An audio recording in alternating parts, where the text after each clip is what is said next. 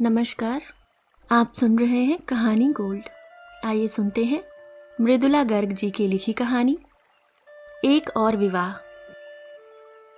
तो आखिर कोमल जी ने विवाह कर लिया। प्रेम ने सुसज्जित वधू का हाथ दबाते हुए कहा, अजी यह कोई हमारी तुम्हारी तरह पल्लू पकड़कर किया गया विवाह थोड़े है। प्रेम विवाह है, एकदम अपनी पसंद अपनी इच्छा, एक की उत्कट लालसा। श्रीमती श्रीवास्तव ने कटुता को हंसी से ढकने का निष्फल प्रयास करते हुए कहा, प्रेम विवाह के अलावा द्वेष विवाह कैसा होता है जी? रानी ने कहा और वातावरण में आ रही कटुता हंसी में बह गई। श्रीमती श्रीवास्तव की बात एक तरह से कोमल की कही हुई थी। जब तब वह कॉलेज के स्टाफ रूम में कहा करती थी, मैं व्यवस्थित विवाह में विश्वास नहीं करती। वह विवाह नहीं, जबरदस्ती किसी का पल्लू पकड़ लेना होता है।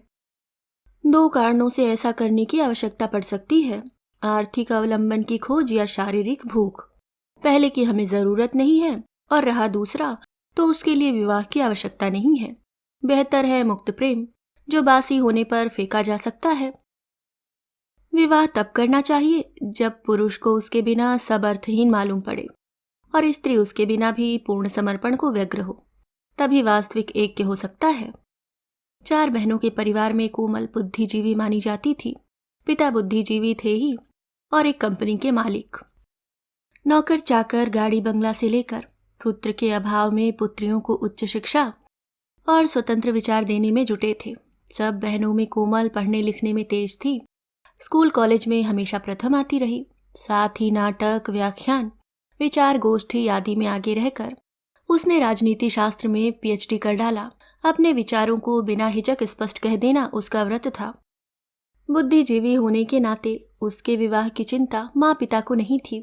उनका ख्याल था उसे विवाह में रुचि नहीं होगी। बड़ी और छोटी बहन का सुपात्र देखकर यथा समय विवाह हो गया। कोमल दिल्ली के कॉलेज में लेक्चरार हो गई। पढ़ने लिखने और तर्क करने में समय बिताने लगी। देखने में कोमल सरस प्रेसी नारी थी।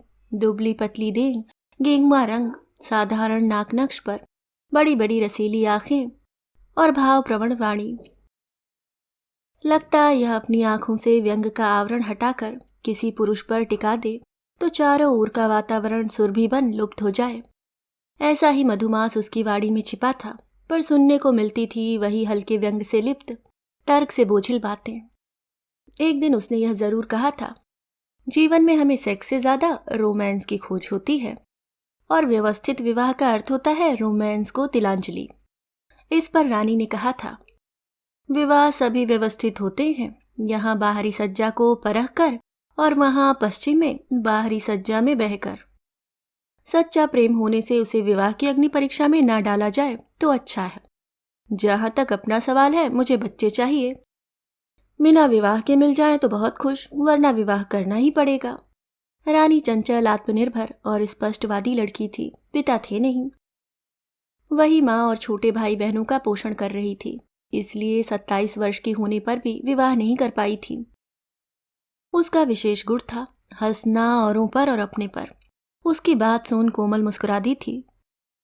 वह बर्ट्रैंड रसेल से सहमत थी कि मातृत्व की भूख स्वतंत्र व्यक्तित्व की स्त्रियों को नहीं होती, कम से कम अनिवार्य रूप से नहीं। अब कोमल दुल्हन बनी बैठी है और बारात के आने का इंतजार कर रही है। उसने सुना रानी कह रही है, जो हीरे की अंगूठी उंगली पर चमक रही है, मदन जी का उपहार है। भेंट कहाँ हुई? प्रेम ने पूछा। किसी काम से इनके पिताजी के पास आए थे, कोमल जी वहां विराजमान थी। बस जो आपस में छिड़ी काम धाम भूल गए। 8 वर्ष अमेरिका में रहकर आए हैं। पहले सकुचाए कि भारतीय महिला से कैसे पेश आया जाए। फिर एक दिन रास्ते में भेंट हो गई। कोमल जी ने चाय पीने का सुझाव रख दिया। फिर क्या था, लगूना में बैठकर दिल की कह गए और अगले दिन अंगूठी लेकर हाजिर कि हाँ कहो वरना यहीं बैठा हूं। फंस गई कोमल जी। बात एक तरह से कोमल की कही हुई थी, भाषा रानी की जरूर थी। हाँ, अंगूठी कोमल ने स्वयं खरीदी थी। जब उसकी सबसे छोटी बहन की शादी की बातचीत चली तो माँ ने कहा, एक बार कोमल से भी तो पूछ लेना चाहिए, 26 पार कर चुकी है। सचमुच कोमल 26 पार कर चुकी थी। रोमांस की प्रतीक्षा बनी हुई थी। तब तक न वह किसी पुरुष की ओर आकर्षित हुई थी, न कोई पुरुष उसकी ओर। क्षणिक रूप से हुए होंगे, पर चिंगारी भड़क नहीं पाई थी। अब माँ की नज़र में सुपात्र जुट गया था। कोमल से उन्होंने कहा, लड़का 8 साल अमेरिका रहकर आया है, न्यूक्लियर फिजिस्ट है, ट्रॉम्बे में काम कर रहा है, शायद वापस अमेरिका चला जाए, स्वतंत्र विचारों का है, मिलने में क्या आपत्ति है। फिर कुछ सकुचाकर यह भी जोड़ा था, सुंदर है, लंबा चौड़ा। कोमल ने कह दिया था, ठीक है, यह सर्कस भी हो जाए। पहली बार उस 30 वर्षीय सुंदर युवक से घर पर भेंट हुई। मदन वाकई आकर्षक था पौरुष का। साफ त्वचा, चौड़ा माथा, कांतिमय नेत्र, ठोड़ी के बीच गदगदा, सजी सवरी मूछें, भारी काले चमकदार केश और ऊंचा भरा पूरा शरीर। चौड़े माथे पर सवरे भारी केश चेहरे को लावण्य दे रहे थे। सूट के नीचे उसकी मांसपेशियां रह रहकर फड़क उठती थीं। कोमल ने देखा और शारीरिक पुलक अनुभव की। चाय पानी हुआ, जैसा वहां से लौटे लोगों के साथ आमतौर पर होता है। बातचीत अमेरिका के बारे में हो रही थी। वहां की जिंदा दिली, यहाँ का आलसीपन, वहां की आधुनिकता, यहाँ की पुरातन भक्ति। बीच बीच में कोमल व्यंग कस देती, पर जो उत्तर मिलता उसमें आवेग कम, परख ज्यादा होती। अच्छा, यहाँ से लोग अमेरिका जाकर अमेरिकनों की तरह क्यों बोलने लगते हैं? कोमल ने पूछा। मदन का अंग्रेजी उच्चारण अमेरिकन छाप लिए हुए था। शायद इसलिए कि अंग्रेजी हमारी अपनी भाषा नहीं है, हम उसे दूसरों की तरह बोलने की कोशिश करते हैं। जो भी नकल करने को मिल जाए, अंग्रेज या अमेरिकन, मदन ने कहा। यानी जरा ठेस नहीं लगी थी। चाय के बाद कोमल के पिता ने कहा, तुम लोग बैठो, हम एक रिसेप्शन में जा रहे हैं, पौने घंटे तक लौट आएंगे। वे और माँ चले गए थे। अब उनके पास प्यार कायम करने के लिए पौने घंटे का वक्त था। यूं प्रेम प्रथम दृष्टि में भी होता पाया गया है, कभी कभी आवाज़ों और तस्वीरों से हो जाता है, कम से कम उपन्यासों में, पर यहाँ विवाह की नंगी तलवार सिर पर झूल रही थी। प्रेम का दिखावा कठिन था। बातचीत में वह हल्कापन और भाव नहीं आया जो आकस्मिक मिलन होने पर अनायास आ जाता है, और शारीरिक आकर्षण की धरती सहज प्रेम उपजा देती है। उन दोनों की बातें उसी पुराने ढर्रे पर चलती गईं। रह रहकर कोमल की आंखें मदन के काले केशों से उसकी पिंडलियों पर फिसल जाती थीं। वापस मुख पर निगाह ले जाने पर वह अपनी गोद में उसके घने बालों का स्पर्श महसूस कर उठती और सिहर जाती। फिर अपने को फटकार कर बातचीत का बौद्धिक स्तर बनाए रखने का प्रयत्न करती। आप अमेरिका वापस क्यों जाना चाहते हैं? जिंदा रहने के लिए पैसा और सेक्सी क्या सब कुछ है? जिंदा रहने लायक यहाँ भी मिल जाता है, पर आपको कुछ अधिक चाहिए। वह मुस्कुराकर रह गया। चलो, कम से कम दिखावा नहीं करता। फिर कोमल ने एक दिलचस्प किस्सा सुनाया। हमारी जान पहचान की एक लड़की हाल ही में अमेरिका से लौटी थी। उसके बच्चा होने वाला था, तो उसने अमेरिका में अपनी सहेली को लिखा, वहां से चादरें वगैरह भेज दे, क्योंकि यहाँ ढंग का सामान नहीं मिलता। चादरें आई तो देखा, खालिस बॉम्बे डाइंग की हैं, सहेली ने किसी पोर्ट से खरीदी थी। मदन हंस पड़ा, बोला, आप बहुत दिलचस्प बातें करती हैं। विदेशी चीजों से लगाव सचमुच हास्यास्पद है। मैं इसलिए वहां से एक भी चीज नहीं लाया। दिलचस्प आप भी हैं, कोमल ने सोचा। पिता के लौटने पर मदन ने उनसे कहा, देखिए सर, मैं 8 साल अमेरिका में रहा हूं, इसलिए एक बार मिलकर शादी नहीं कर सकता। आपको कोई आपत्ति ना हो तो मैं कोमल जी को एक बार और मिलना चाहूंगा, अकेले में। उत्तर कोमल ने दिया। मिस्टर मदन, उसने कहा, मैं कभी अमेरिका नहीं गई, फिर भी आपसे अकेले मिलने में मुझे आपत्ति नहीं है। उसके जाने पर माँ ने कोमल से पूछा, क्या ख्याल है? मौसम को देखते हुए मच्छर अच्छा है, कोमल ने कहा और हंस दी। दूसरी भेंट या कहना चाहिए इंटरव्यू लगूना रेस्तरां में हुई। मदन प्रश्न करता रहा, कोमल उत्तर देती रही। आपको अमेरिका जाने या रहने में आपत्ति है क्या? कल आपकी बातचीत से लगा। मदन ने कहा, मुझे कहीं भी जाने या रहने में आपत्ति नहीं है, वैसे जाना जरूरी नहीं है। आप जैसा चाहें वैसा ही करूंगी, बिल्कुल। विवाह के बाद काम करना चाहेंगी? किस किस्म का काम? मेरा मतलब नौकरी। पैसों के लिए या बिना पैसों के? क्या मतलब? बिना पैसा पाए नौकरी तो सभी विवाहित स्त्रियां करती हैं। मैं कहना चाहता था, मुझे कोई आपत्ति नहीं है। शुक्रिया। 1-1.5 घंटे बाद मदन ने कहा, ठीक है, आपको कष्ट दिया, क्षमा कीजिएगा। मैं आपके पिताजी से कह देता हूँ, मुझे स्वीकार है। जी, क्या स्वीकार है? आप जानती तो हैं। कुछ सकुचाकर मदन ने कहा, मुझसे विवाह, यही ना? जी। क्यों स्वीकार है? जी। मुझसे विवाह क्यों कीजिएगा, पता तो चले। जी, आप सुंदर हैं, शिक्षित हैं, आधुनिक विचारों की हैं। पहली बार में ही आपके लिए मेरी राय ऊंची बनी थी। आप तो ऐसे कह रहे हैं जैसे मैं किसी कंपनी का शेयर हूं। बुरा मान गई। मैंने आपसे दोबारा मिलने के लिए आपका अपमान करने की गरज से नहीं कहा, सच मानिए। मैं आपसे विवाह करना चाहती हूँ या नहीं, यह जानने की आप जरूरत नहीं समझते। आपके पिताजी कह चुके हैं आपको कोई आपत्ति नहीं है, मदन ने कुछ दुखित स्वर में कहा। हो तो कहिए। आपत्ति तो बहुत है, उसने सोचा। मैं इस तरह 2 बार मिलकर किसी से विवाह नहीं कर सकती। विवाह इसलिए नहीं किया जाता कि पात्र में कोई खराबी नहीं है। विवाह किया जाता है क्योंकि खराबी रहने पर भी वही पसंद है, वही चाहिए। मन हुआ कह दे, अभी इरादा नहीं है। वह सचमुच आकृष्ट हुआ होगा तो कॉलेज में उससे मिलने की कोशिश करेगा, उसे मनाएगा। धीरे धीरे वह द्रवित होगी, अंत में हाँ कह देगी। आखेट की कल्पना से उसकी देह तन गई, फिर ढीली पड़ गई। आखेट था कहाँ, वे तो तराजू में तोल कर ले रहे थे। कहीं यह मौका भी निकल गया तो। छी, उसने अपने को धुतकारा। यह बात नहीं है, मुझे मदन पसंद है। प्रेम की बातें बाद में हो सकती हैं, रोकने के बाद। संध्या का मंगेतर हर हफ्ते उसे डाक में फूल भेजा करता है, रोकने के बाद से ही तो। अगर मदन भी भेजे, सोचकर वह मुस्कुरा उठी। मदन ने कहा, जी क्या सोचा आपने? वह हंस दी। मुझे कोई आपत्ति नहीं है। वहां से उठने लगे तो कुछ झिझक कर यह भी कह गई, कल मेरा कॉलेज 1 बजे तक है। पर मदन शायद संकेत समझा नहीं, बोला, मुझे कल ट्रॉम्बे वापस पहुंचना है। अगले दिन कोमल ने हीरे की अंगूठी खरीद कर पहन ली और रानी को अपनी प्रेम कहानी सुना डाली। कैसे भेंट हुई, फिर प्रेम, और कैसे सगाई पक्की करते हुए मदन ने प्यार से अंगूठी उसे पहना दी। बारात आ गई, प्रेम ने चिल्लाकर कहा। सब औरतें उसके पास से उठकर बाहर भाग गईं। शहनाई और बैंड की मिलीजुली चीखों पुकार के बीच क्षण भर को कोमल अकेली रह गई। रोकने के बाद हुई मदन से मुलाकात उसकी आंखों के सामने घूम गई। अकेला पाकर मदन ने उसे बाहों में ले चूम लिया। प्रथम चुंबन। कई भाषाओं में पढ़े उपन्यासों और कहानियों के वर्णन कोमल की आंखों के सामने से निकल गए। वसंत समीर का झोंका, अशोक वन में भ्रमरों की गुंजार, कलिका का नयास प्रस्फुटन, घुंघरुओं की झनकार, ऐसा कुछ महसूस नहीं हुआ। बस इच्छा हुई कि उसे जोर लगाकर परे धकेल दे। उसने हाथों से मुख ढांप लिया। मदन आकर्षक है, उसे देखकर उसके स्पर्श की कल्पना मात्र से बस सिहर उठती है। फिर उसकी बाहों में ऐसा क्यों नहीं?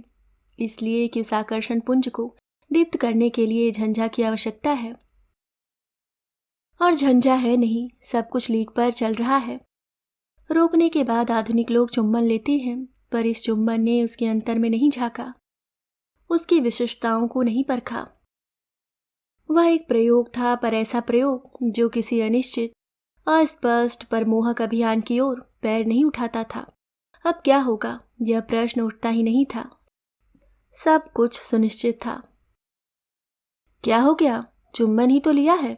मदन ने उसे मुख ढांपे देखा तो कहा, सो अमेरिका में न जाने कितनी स्त्रियों को चूम चुके होगे। कोमल ने अपने को संभाल कर उसे छेड़ा। हाँ, मदन ने सहज भाव से कहा, वहां चुंबन का कोई महत्व नहीं है, हाथ मिलाने जैसा है बस। हाँ, हम लोग इसे बहुत महत्व देते हैं। आप आधुनिक विचारों की हैं, ईर्ष्या तो नहीं होती ना? अजी नहीं, कोमल ने कहा। बेवकूफ आदमी, उन सबसे मुझे क्या लेना देना? यह जो तुमने अभी मुझे चूमा था वह भी यूं ही था। अगर कह देते कि उन सब का कोई महत्व नहीं था, पर यह तुम्हारे लिए प्रियतमा मेरा प्रेमोपहार है, तो मैं यत्न करके वसंत का आहन कर लेती। मदन कहता जा रहा था, अमेरिका में स्त्रियां कितनी जागरूक होती हैं, जीवन से उन्हें कितना प्रेम होता है, खुले हृदय से सबसे मिलती हैं। यहाँ बचपन से स्त्रियों को शिक्षा मिलती है लज्जा की। लज्जा ही स्त्रियों का आभूषण है। कोरी बकवास। सेक्स को इतना ढांप कर चलना है तो विवाह की चीखो पुकार क्यों? यहाँ जैसे गांव वाले को किसान कहलाने के लिए 1/4 बीघा जमीन काफी है, वैसे ही स्त्री को विवाहित कहलाने के लिए आंख मीच कर समर्पण कर देना काफी है। खैर छोड़िए, आप बुरा तो नहीं मानी ना? आपसे कह गया क्योंकि आप आधुनिक स्त्री हैं। उस दिन की पूरी बातचीत याद करके कोमल मन ही मन प्रार्थना कर उठी, आज रात मुझे कोई लज्जा न रहे। और जो हो, मदन यह न कह पाए कि वह किसी क्षण लज्जाई थी। कहीं वह कह उठा, वाह लजाती क्यों हो, तो वह वाकई लज्जित हो जाएगी। और स्त्रियों की तरह कोमल को अपने मुख या देह के लावण्य पर गर्व नहीं है। शायद वह जानती भी नहीं कि वह सुंदर है या नहीं। गर्व है अपनी स्पष्टवादिता पर, अपने विचारों की स्वतंत्रता पर, अपनी आडंबरहीन आधुनिकता पर। आधुनिकता या व्यक्तिगत जागृति के नाम पर मदन जो उससे चाहता है, उसमें पूरा न उतरना उसके आत्मगौरव को खलता है। कोमल ने बहुत प्रतीक्षा की थी, शायद किसी क्षण मदन कह बैठे, मुझे तुमसे प्रेम है। पर मदन स्पष्टवादी और सत्यवादी किस्म का जीव था, झूठ बोल नहीं पाया होगा। एक दिन इंडिया गेट पर घूमते घूमते लगा था, बस कहने वाला है। वह उसे अपने एक पुराने प्रेम अनुभव की कहानी सुना रहा था। अमेरिका में उसे एक स्त्री से प्रेम था, पर वह विवाहित थी और पति को त्यागने के लिए तैयार नहीं थी। बात खत्म करके उसने कहा, खैर अब तो बात बीत गई। मैं नहीं चाहता पति पत्नी के बीच कुछ गोपनीय रहे, इसलिए आपसे कहा। वह स्त्री अमेरिकन थी? कोमल ने पूछा। नहीं, भारतीय। मालूम नहीं क्यों इससे कोमल को अधिक दुख हुआ। एक ही स्त्री से प्रेम किया है आपने? उसने पूछा। हाँ। फिर किसी से नहीं? नहीं। उससे पहले भी नहीं, बाद में भी नहीं? नहीं। कोमल चुप हो गई। कितना प्रयत्न किया था उसने कि वह कह दे, उसके बाद अब तुमसे किया है, पर उसने नहीं कहा। कोमल हाथ में वरमाला लिए दूल्हे के सामने खड़ी थी, तभी पीछे से किसी ने कहा, दूल्हा है सुंदर।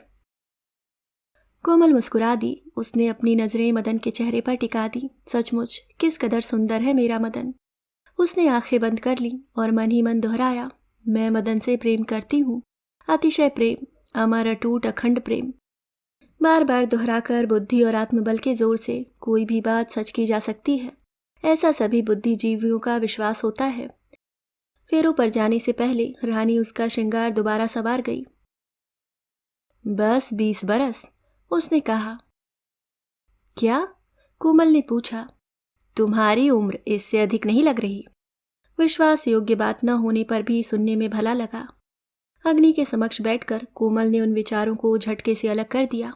आह के कोने से वह मदन को निरखती परखती रही। देखे उसके भारी काले केश, याद आई अपनी हथेली पर उसके स्पर्श की सिहरन जो उस दिन चुम्बन के समय क्षण भर को महसूस होकर लुप्त हो गई थी। देखे उसके होठ, उसकी मूछें। कहीं पढ़ा था, इटली के लोग कहते हैं दाढ़ी के बिना चुम्बन ऐसा है जैसे नमक के बिना अंडा। वह मुस्कुरा दी।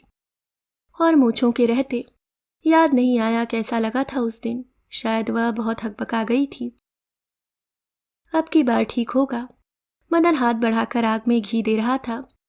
सूट के नीचे उसके कंधे की मांसपेशियां तनी थीं। कोमल का मन हुआ छू कर देखे। उसकी आंखें फिसलकर उसकी पिंडलियों पर आ गईं। उसने अपने को नहीं फटकारा। यह पुरुष, यह अलौकिक ज्योतिपुंज आज रात झंझा होगी ही। अच्छा हुआ उसने मदन से अपने प्रेम का औरों को विश्वास दिलाया और स्वयं भी विश्वास करने का प्रयत्न किया। आज उसका प्रयास सफल हो गया। उसने ढेर सारा घी आग में डाल दिया। लपटें भग से ऊपर उठ गईं। मदन चौंक कर पीछे हट गया। आज रात, कोमल सोचती गई, आज रात शारीरिक मिलन के बाद हृदय का मिलन। यही होता है, मिलन की चाह में प्रेम या मिलन के बाद प्रेम। बस मुझे लज्जा न रहे। यह एक प्रयोग है, एक और प्रयोग। शुभ विवाह निर्विघ्न समाप्त हो गया। असंकुचित सुहागरात भी बीत गई। पर जब अगली सुबह मदन ने कहा, वाह तुम तो अमेरिकन स्त्रियों को मात करती हो, तो कोमल को तनिक सुख नहीं मिला। प्रयोग बखूबी पूरा हुआ था।